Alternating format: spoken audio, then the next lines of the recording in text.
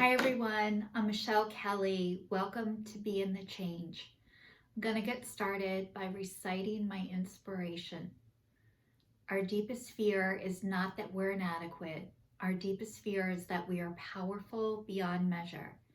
It is our light, not our darkness, which most frightens us. We ask ourselves, who am I to be brilliant, gorgeous, talented, and fabulous? Actually, who are you not to be? You are a child of God. Your playing small does not serve the world. There is nothing enlightened about shrinking so that other people will not feel insecure around you. We are all meant to shine as children do. We were born to make manifest the glory of God that is within us. It is not just in some of us, it is in everyone. And as we let our own light shine, we unconsciously give others permission to do the same. As we are liberated from our own fears, our presence automatically liberates others. Marianne Williamson. I'd like to say welcome to everybody who's watching me for the first time, and welcome back and thank you to everybody who's been on this journey with me, following me, stating I was breaking up with fear, I was breaking up with shame, and I was breaking up with guilt starting in 2019. For my New Year's resolution, which I'm still going strong over 3.5 years. 2020 was to be kinder and more compassionate to myself and others, which I'm still doing. 2021 was to break up with processed sugar, which was really hard to do on my own. And I am now officially in Food Addicts Anonymous, and I am 40, I think I'm 47 days, or 49 days, I'm not sure, because I have to look at last week. I'm losing track of the days of my count, but I am sugar, flour, wheat, and caffeine free, and it has been way better than I thought it was going to be. So that is amazing. And also 2022 was to put an income to what it is that I do besides my Social Security disability. So I'm really looking forward to finding out where I'm going to be and what I'm going to do and how it's going to go down. And I still don't know yet. And the unknowing part is the hardest part for me, and the waiting is the hardest part for me, and just trying to accept myself where I am, how I am, and being okay with that has been a process. And stating I was breaking up with fear, breaking up with shame, and breaking up with guilt, it did not break up with me, though, the way I thought it was going to go down. I thought this process was going to be so easy. And once I say I'm done with something, that's it, it's over, I'm good, moving on.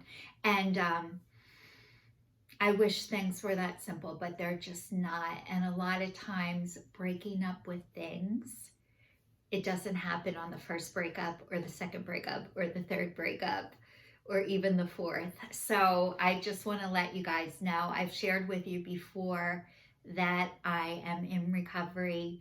I am a recovering alcoholic and addict, and I was not able to get sober the first time that I tried. And I really didn't even try, actually. I went to rehab when I was 17. And the only thing I could focus on and hear at that time was I wasn't going to be able to drink at my wedding. I wasn't going to be able to drink when I turned 21, and that my life was going to be over. And that's all I focused on. And what happened was, when I was in rehab, I started to realize, like, oh my God, maybe I am an alcoholic, because they started to describe the disease, and this is a disease. And a lot of people don't know that it's a disease. They think it's an excuse and that you should be able to quit on your own. And they tell you things like, just stop. And it sounds so easy. And most people, if they could just stop, they would. And how do you know when you have an addiction? when you want to stop and you can't, and you're going to lose your wife, you're going to lose your kids, and you're going to lose your family and lose everything that is of value to you, and you still do it anyway. That is the disease of addiction. You know that it's harming and hurting you, and you still do it anyway. That is a disease.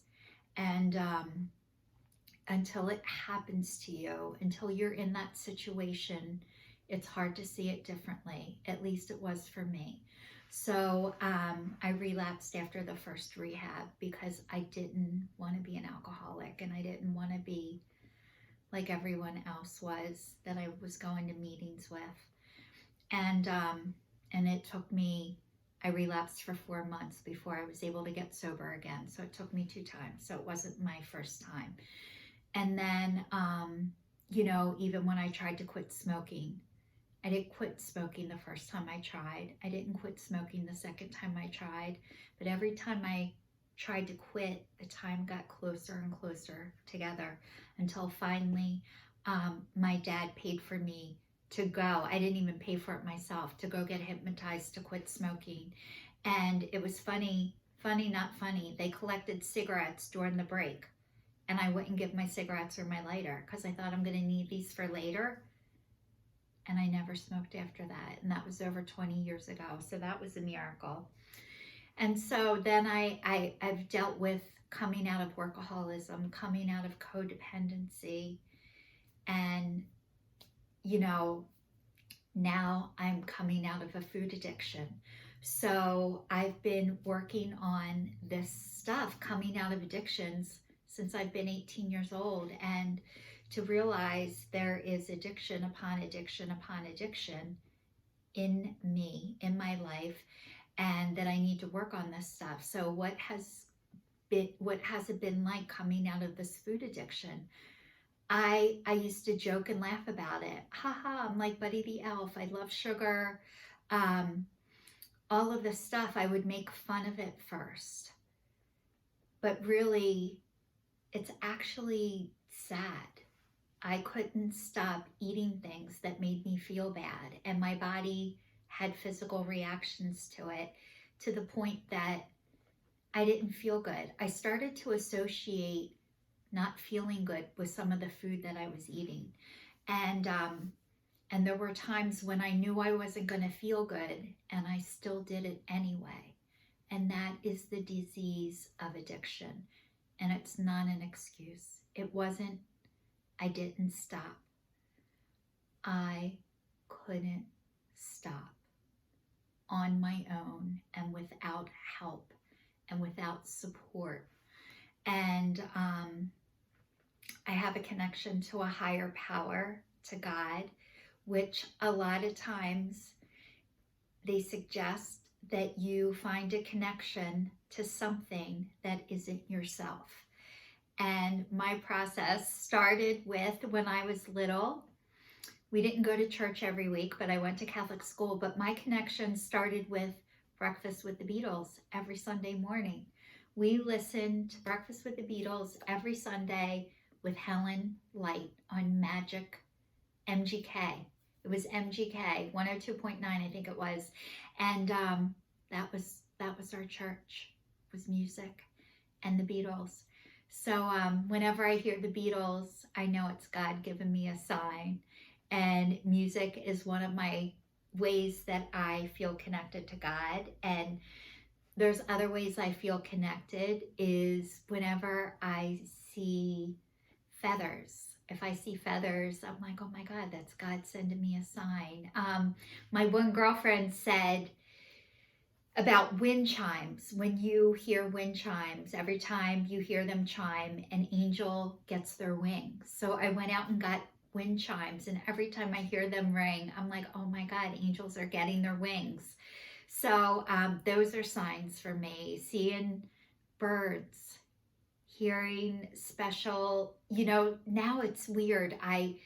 Not weird, but ever since the pandemic, I started to pay attention more. When we started to lose things that were so normal, I started to hear the church bells playing. behind my house, and I never heard them before, and it was like awesome. So I do get all these signs all day, but I do have to go to meetings and get support from other people that are going through the same thing that I'm going through in order to feel better, to do better, and to be well. And so anyway, I just want to say thank you to everybody who's watching. I'm like a month in on my antidepressant, and I am feeling better, but I am taking naps during the day. I'm so tired, and but I don't feel that heavy depression anymore. So I'm grateful that I was able to go on medicine to help me with that, because I think a lot of this was underneath. And I'm going to share with you guys one last thing before I stop talking. And when I was little, I think you either can sleep or you can't. You're either all one way or all the other. And when I was growing up in the house that I lived in, the only way I could make it stop was to sleep. So I was like an ostrich. I could put my head in the sand and pretend like nothing was happening, and I could sleep. That was my escape, and that's how I survived. I think all the people who don't sleep, who can't sleep, they had to stay awake to protect their surroundings, to keep themselves safe. And I think both ways eventually, over time, end up doing you a disservice. And the people who have to stay awake, stay alert, protect their surroundings at all time, it is exhausting, and eventually you start to miss stuff. And for me, what I've needed to do is to wake up and start paying attention to my life and to my surroundings, which is what I am doing, but not to the extreme anymore. I'm trying to be a 5, not a 10, not a 0, but a 5. So thank you everyone who's watching. Stay tuned, stay safe, and I'll see you all next week.